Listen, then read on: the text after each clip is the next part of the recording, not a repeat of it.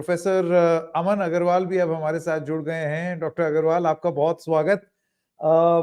आपसे पहले भी चर्चा हुई है, मार्केट्स के संदर्भ में चर्चा हुई थी कि कैसे देखा जाए, जिसमें आपने लॉजिक समझाने का प्रयास किया था। आज भी हमने देखा कि बजट आया नहीं कि मार्केट पहले थोड़ा सा धड़ाम हुई, नाउ इट इज स्टेबलाइज्ड, अब थोड़ा बेहतर हो गया है। तो आपसे मैं सीधे सवाल पूछता हूं and will give the floor to you. आपके हिसाब से the hits and misses of budget 2024, professor doctor Aman Agarwal.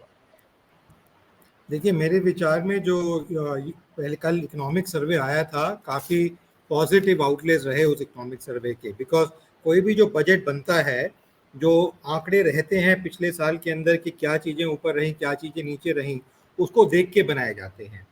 पिछले इस बार के जो आंकड़े आए वो सारे पॉजिटिव देखने को मिले, चाहे वो फिस्कल डेफिसिट हो, फॉरेन एक्सचेंज रिजर्व्स हो, इन्फ्लेशन के आंकड़े हों 5.4% होने पे, कैपेक्स को देखा गया वो काफ़ी 28.2% बढ़ाया गया। जो लास्ट क्वार्टर हमारा गया उसमें हमारा जीडीपी 8.2% रहा, वैसे हमारा एवरेजिंग 7%, 6.5 से 7% के बीच में है। 7% से ऊपर इस बार देखने की उम्मीद है। आरबीआई तो 7.2% के आंकड़े लगा रहा है। तो ये सब जो आंकड़े हैं, फॉरेन इंस्टीट्यूशनल फ्लोज है, अभी आपने पोर्टफोलियो की बात करी, स्टॉक मार्केट की बात करी, करीबन 44 बिलियन के करीब आए पिछले साल के अंदर। हमारी एक्सटर्नल डेट भी रही करीबन 18%, पर बहुत ज़्यादा नहीं है, रीजनेबल लेवल पे है। हमारा जो ग्रॉस टैक्स कलेक्शन हुआ वो काफ़ी अच्छा कलेक्शन रहा है। डायरेक्ट टैक्सेस में करीबन 15.8%, इनडायरेक्ट टैक्सेस में 10% के आसपास। तो ये सारे जो फिगर्स हैं ये काफ़ी अच्छे रहे, जिसके आंकड़े के बेसिस पे हम जो बजट तैयार होता है उसके अंदर प्रावधान किए जाते हैं। क्यों? कि जो हमारे पास पैसा है, जो हमारे पास पैसा आया पिछले एक साल के अंदर, उससे पहलों में जो इकट्ठा हुआ, उसके बेसिस पे ही हम अपने खर्चे डिसाइड कर सकते हैं कि आगे हम खर्चे करेंगे, कैसे नहीं करेंगे। इस बजट में भारत सरकार ने कोशिश करी है कि जिस सेगमेंट को पिछले 8-10 सालों में अपने पिछले 2 टर्म्स में नहीं रिलीफ दे पाई थी, उनको कोशिश की रिलीफ देने की। मध्यम वर्ग के सैलरीड इनकम्स को, उनको रिलीफ देने की कोशिश की। स्टैंडर्ड डिडक्शन बढ़ाया गया, फैमिली पेंशन में डिडक्शन बढ़ाया गया, जो मिनिमम एग्जेम्पशन लिमिट है उसमें थोड़ी सी बढ़ोतरी हुई। हम ये कहें कि बहुत ज़्यादा नए स्लैब्स हमें जरूर बन के आए हैं, पर बहुत ज़्यादा कुछ बढ़ोतरी हुई वो देखने को नहीं मिलेगी। But middle class, lower middle class को बेनिफिट जरूर है, पर जो रिच क्लास है उसको ऐसे डायरेक्टली हमें कोई बेनिफिट देखने को नहीं मिला है, बिकॉज उनकी फाइनेंशियल प्लानिंग काफ़ी अच्छी रहती है। इस तरीके से और जो उन्होंने प्रावधान किए वो long term planning, long term development के ऊपर देखते हुए किए हैं। चाहे वो जो है एलोकेशंस कैपिटल एक्सपेंडिचर की तरफ हो, चाहे वो एलोकेशंस जो है क्रिटिकल एरियाज, डिफेंस हो, एजुकेशन हो, यूथ हो, एम्प्लॉयमेंट बेस्ड स्ट्रक्चर्स हो। उन्होंने प्रावधान किया कि इंटर्नशिप्स दी जाएं लोगों को। इंटर्नशिप इसलिए दी जाएं कि एक हमेशा इंडस्ट्री का रोना रहता है कि जो एक बच्चा आता है उसको कुछ पता नहीं होता है वो क्या काम करेगा, क्या प्रोडक्टिविटी देगा। वो प्रोडक्टिविटी देने के लिए उसको ये देखना जरूरी है कि किस तरीके से वो प्रोडक्टिविटी दे सकता है, उसको एक मैचिंग करना जरूरी है। मेरे को याद है एक डिस्कशन में मैं और आरसी भार्गव थे, आज से 15-20 साल पुरानी बात है, तो जब उन्होंने कहा कि आजकल बच्चा जो है वो रेडी नहीं आता है, तो मैंने उनसे कहा भार्गव साहब से, भार्गव साहब जब आपने इंडस्ट्री को ज्वाइन किया सरकार की तरफ से या इंडस्ट्री को ज्वाइन किया तो आपको कितना साल लगा बताने के लिए इंडस्ट्री को देखने में लगा कि आप काम कर सकते हैं? उन्होंने कहा 2 से 3 साल। मैं कहा आज कोई बच्चा जो ज्वाइन करता है इंडस्ट्री को कितना समय दिया जाता है? 15 दिन से 1 महीना। मैंने कहा आप कैसे एक्सपेक्ट करते हैं कि एकदम से बच्चा रेडी होके प्रोडक्टिविटी दे पाएगा आपकी तरह, जो आपको 3 से 4 साल लगे देने में? तो वो एक जो ब्रिज गैप किया गया, भारत सरकार कहती रही, बट इस बार एक प्रोग्राम लॉन्च किया गया जिसमें प्रावधान भी किया गया कि पैसे दिए जाएंगे करीबन 5,000 रुपए पर माह के तरफ इंटर्नशिप के थ्रू दिए जाएंगे। सिर्फ एक स्किल डेवलपमेंट की बात नहीं, हर एक लेवल पे जो इंटर्नशिप है उसमें दिए जाएंगे। तो मेरे विचार में जो प्रावधान किए गए हैं ये देखते हुए कि हम रोबस्ट और स्ट्रॉन्ग ग्रोथ रही है। और हम अंतरराष्ट्रीय मार्केट को भी देखें, उन्होंने भी जो प्रोजेक्शंस किए, इस बार हमने कंजर्वेटिव लेके चले हैं, 7% की ग्रोथ प्रोजेक्ट की जा रही है, जबकि अंतरराष्ट्रीय मार्केट में करीबन 7.2, 7.5, 7.8 के करीब भी अलग अलग एजेंसीज हिंदुस्तान की ग्रोथ को प्रोजेक्ट कर रहे हैं। तो वो देखते हुए काफी अच्छा एक बैलेंस्ड बजट इस बार प्रेजेंट करने की कोशिश की गई है। जहां पे आपने कहा कहां पे और कुछ किया जा सकता था, ऑल्दो मेरे को उम्मीद थी कि जो है भारत सरकार कुछ रोजगार, बिकॉज रोजगार एक जॉब्स नहीं होता है, उसने मैन्युफैक्चरिंग की बात करी, इंडस्ट्री की बात करी, यूथ को एंगेज करने की बात करी, बट कहीं पे भी उन्होंने ये प्रावधान नहीं दिया जो मोदी जी ने पिछले 1.5-2 साल से किया कि डायरेक्ट जॉब्स दिए जा सके। जो डायरेक्ट जॉब्स हैं जो सरकार के प्रावधान से दिए जाते हैं, जैसे मैं पहले भी आपके कार्यक्रम में कहता हूँ 40 से 65% वैकेंसीज हैं सरकारी महकमों में, उसके ऊपर कोई हमें यहाँ पे डायरेक्ट निकल के नहीं आ पाया है। जबकि उन्होंने एग्रीकल्चर को भी दिया, एग्रो बेस्ड इंडस्ट्रीज को भी दिया, जेम पोर्टल का कनेक्टिविटी की भी बात की गई है, उसको कैसे प्रावधान दिया सकता है, PIL स्कीम में भी दिया गया।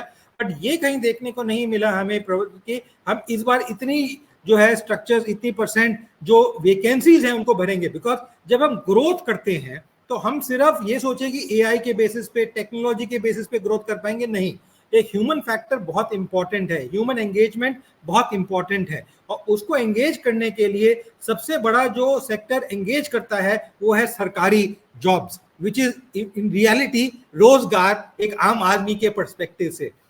कई बार लोग आपकी तरह, मेरी तरह, अगर किसी प्राइवेट इंस्टीट्यूशन में काम कर रहे हैं, जो लेबर सुबह से शाम तक काम करके पैसा कमाती है, उसको वो रोजगार नहीं मानती है। जब वो रोजगार सरकार से आता है, जहां पे एक स्टेबिलिटी है, सिक्योरिटी है, पेंशन मिलने की उम्मीद है, वहां पे वो सोचता है कि ये रोजगार है। तो वो सेगमेंट इस सरकार ने पहले टर्म में अपने काफी कम कर दिया था, सेकंड टर्म के एंड में थोड़ा बढ़ाना शुरू किया, और मेरे विचार में वो थोड़ा मेरे को देखने की उम्मीद थी, जो इस बार देखने में बजट में नहीं मिला है। हो सकता है उनकी पॉलिसी फ्रेमवर्क में हो।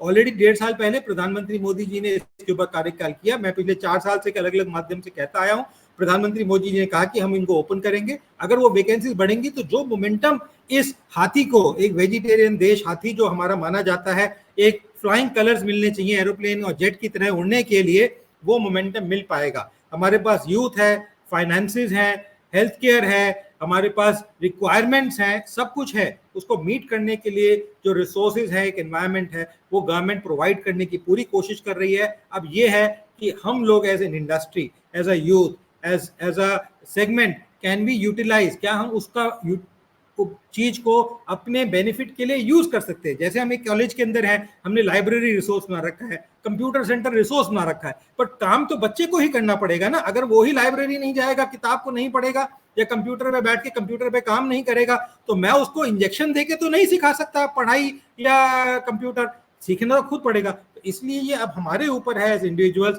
एज इंस्टीट्यूशंस, कि हम किस तरीके से जो फ्रेमवर्क सरकार बना रही है उसको यूटिलाइज करके अपना भी ग्रोथ करें और हिंदुस्तान का भी ग्रोथ की प्रगति की तरफ लेके जा सके।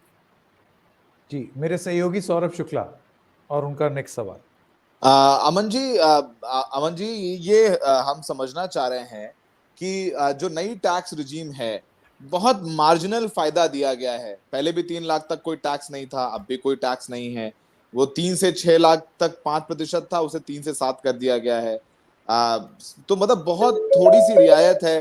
तो एक मिडिल क्लास आम आदमी के लिए आप बजट को एक मिडिल क्लास को समझाना चाहे, क्योंकि महंगाई से, जो खुदरा महंगाई है, उससे भी कोई खास राहत मिलने की ऐसे कोई आसार नजर नहीं आ रहे हैं।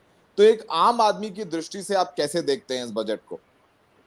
देखिए जी, मेरे विचार में एक आम आदमी की जो प्रावधान है, अगर हम देखें तो जो पीयूष गोयल ने इंट्रोड्यूस किया था कि अगर आपकी 5 लाख तक इनकम है, चाहे आप स्मॉल छोटे व्यापारी हैं या इंडिविजुअल हैं, तो आप अगर उसके अंदर डालते हैं अपने आप को, तो वो इनकम कंप्लीटली एग्जेम्प्ट है। वो प्रावधान अभी भी निकला नहीं है। अगर आप इस टैक्स स्लैब में आते हैं तो इस टैक्स स्लैब में आप लेके चलिए, बट वो अभी भी निकला नहीं है। तो एक तो वो रिलीफ अभी भी है जो प्रेजेंट चलता जा रहा है। जहां तक स्टैंडर्ड डिडक्शन है, उसको भी बढ़ाया गया है, फैमिली पेंशन के अंदर भी बढ़ाया गया है, कुछ और हेल्थ केयर में भी किया गया है। तो ये कहना कि जो लोअर सेगमेंट है उसके लिए बेनिफिट नहीं, बेनिफिट है। जो स्लैब्स को भी मल्टीपल स्लैब्स में बांटा गया है, उससे भी डायरेक्ट बेनिफिट एक लोअर मिडिल क्लास, और जो है मिडिल क्लास मैं नहीं कहूंगा, लोअर मिडिल क्लास और जो गरीब वर्ग के लोग हैं उनको बेनिफिट इससे मिल सकता है। जैसे मैंने कहा, अपर मिडिल क्लास और रिच, उनके लिए डायरेक्ट बेनिफिट कोई नजर नहीं आ रहा है। ये कहें कि इन सब चीज का प्रावधान नहीं होगा, इससे ज्यादा जो इम्पैक्ट करता है वो इम्पैक्ट एक्चुअली करता है इनडायरेक्ट टैक्सेस, जो हम लोगों को आज नहीं दिखाई देते हैं, पर वो दिखाई देते हैं जो हर रोज हम कंजम्पशन करते हैं, जो जीएसटी काउंसिल का डिसीजन होता है। मेरे विचार में पिछले अगर हम 1.5-2 साल का चलन देखें तो काफी हद तक काफी चीजें सरकार कोशिश कर रही है कि जीएसटी काउंसिल में उनके रेट घटाए जाएं, कुछ को हटाया भी जाए जो एक जनहित की सेवा के अंदर आते हैं, जैसे मिलेट्स हैं और कुछ चीजें हैं, उनको हटाने की भी बात की जा रही है। ताकि उससे डायरेक्ट बेनिफिट एक कंज्यूमर को मिले। ये जो टैक्स बेनिफिट है ये रोज लगेगा अगले साल, मतलब जो अगले साल की असेसमेंट होगी उसमें आएगा, इस साल में नहीं आएगा। इस साल का जो बजट है वो जो पिछले हमने इस बार रिटर्न फाइल कर रहे हैं वो पिछले बजट के बेसिस पर रिटर्न फाइल कर रहे हैं, उसमें हमें कोई बेनिफिट नहीं मिलना है। ये अगले एक साल के अंदर जाके थोड़ा बहुत बेनिफिट मिलेगा, पर इससे इतना बेनिफिट नहीं होता। पिछली सरकारें अगर हम देखें, जब ये सरकार आई उससे पहले की जो सरकारें हैं हर बार टैक्स ट्वीटिंग करती थी। लोगों को लगता था कि टैक्स ट्वीकिंग से ही बेनिफिट लोगों को मिलता है। उनको ये नहीं समझ आता था कि इनडायरेक्ट टैक्सेस से जो टैक्स लगते हैं, जैसे अगर हम पेट्रोल डीजल की ही बात करें, पेट्रोल डीजल पे करीबन 40 से 50% जो है टैक्सेस लगते हैं, कहीं कहीं जगह तो 55-60% टैक्सेस लग रहे हैं। उसका आप सोचिए कि अगर रेट 100 रुपए से पेट्रोल का दाम 50 रुपए आ जाए, तो आप देखिए आपकी cost of transportation, cost of living, आप, मैं, कोई भी एक व्यक्ति है, हर चीज सस्ती हो जाएगी, सस्ती हो जाएगी, सस्ती हो जाएगी, हर चीज सस्ती हो जाएगी। तो इसलिए अगर उसको हम किसी तरीके से जीएसटी में ला सकें, जो बहुत डिमांड रही है, अरुण जेटली जी ने जब लॉन्च किया तब भी कहा था कि हम अभी तो नहीं, बाद में लाने की कोशिश करेंगे, बट क्योंकि उसमें स्टेट को बेनिफिट होता है, स्टेट्स भी एग्री नहीं कर रही हैं कि उसको लाया जा सके, तो ये एक अगर लाया जाता है उससे डायरेक्ट बेनिफिट होता है। तो जीएसटी के अंदर इंपैक्ट जो है मेरे विचार में ज्यादा महत्व देगा एक आम आदमी को देन ये जो टैक्सेस के अंदर है। यहाँ पे जो हमें राह मिलती है वो ये राह मिलती है कि आगे चल के जो स्मॉल स्केल इंडस्ट्रीज हैं, स्टार्टअप्स हैं, विमेन एंटरप्रेन्योर्स हैं, या जो और लोग हैं बड़े उद्योगपति, उद्योग लगाने वाले हैं, उनको किस तरीके से उद्योग लगाना चाहिए, बाहर से जो निवेशकर आ रहे हैं उनके लिए क्या राह सरकार चुन रही है कि वो उद्योग में रहें या ना रहें। सिमिलरली स्मॉल इन्वेस्टर्स हैं, स्टॉक मार्केट वाले, कि अच्छा ये सेक्टर को आगे बूस्ट किया गया है, सरकार इसको महत्वता दे रही है, तो इसके अंदर बढ़ोतरी होने की जरूरत है, आगे और एंट्रेंट्स आएंगे, इसकी आगे हमें रोजी पिक्चर नजर आ रही है, तो हम इसमें निवेश करें, तो वहां से तो जरूर हमें बेनिफिट मिल सकता है आम आदमी को। पर आप ये सोचें कि ये बजट की ट्वीकिंग से एक आम आदमी को इसका बेनिफिट तो एक साल के बाद देखने को मिलेगा, अभी तो कोई बेनिफिट देखने को नहीं मिलेगा, और ऑलरेडी 6 महीने निकल चुके हैं, तो आप क्या प्लानिंग इस परसेंटेज के बेसिस पे क्या कर पाएंगे, कुछ ज्यादा आप चेंज नहीं कर सकते, बिकॉज ज्यादातर एक आम आदमी के खर्चे जो होते हैं बंधे होते हैं। बच्चे को पढ़ाना है वो बंधा हुआ है, रोजी रोटी कमाना है, खाना खाना है वो बंधा हुआ है, ट्रैवल टूरिज्म पे ऑफिस जाना है, ऑफिस से बाहर आना है वो बंधा हुआ है, पिक्चर देखने में थोड़ा कम कर देगा, ज्यादा कर देगा, रोटी खाने में एक रोटी ज्यादा कर देगा, कम कर देगा, इससे ज्यादा कुछ बेनिफिट होना नहीं है। ये इसलिए आप ये सोचें कि इंश्योरेंस आज खरीदेगा जना, जिसने इंश्योरेंस नहीं खरीद रखी वो नहीं खरीद सकता, जिसने खरीद रखी है उसमें वो चेंज नहीं ला सकता। तो वो बेनिफिट्स कहीं पे भी हमें डायरेक्टली इस बजट से नहीं लोगों को मिलते हैं। लोगों को उम्मीदें होती हैं पर ये बेनिफिट्स हमें नहीं मिल पाते हैं, ये आम आदमी को समझना जरूरी है, बिकॉज इसका इफेक्ट अगले असेसमेंट ईयर में आता है जो अभी नहीं हो सकता, और अभी हम ऑलरेडी 6 महीने निकल चुके हैं आगे काम करने के अंदर। बिल्कुल। प्रोफेसर अमन अग्रवाल, आपका बहुत बहुत धन्यवाद हमारे साथ जुड़ने के लिए और समझाने के लिए कि किस तरीके से आपको लगा कि इस बजट में क्या अपॉर्चुनिटीज थी जो मिस हो गई और क्या क्या चीजें हैं जो कि ये बजट अपनी मजबूरियों के रहते हुए अचीव करने की कोशिश कर रहा है। बहुत बहुत धन्यवाद प्रोफेसर अमन अग्रवाल हमारे साथ जुड़ने के लिए। नमस्कार।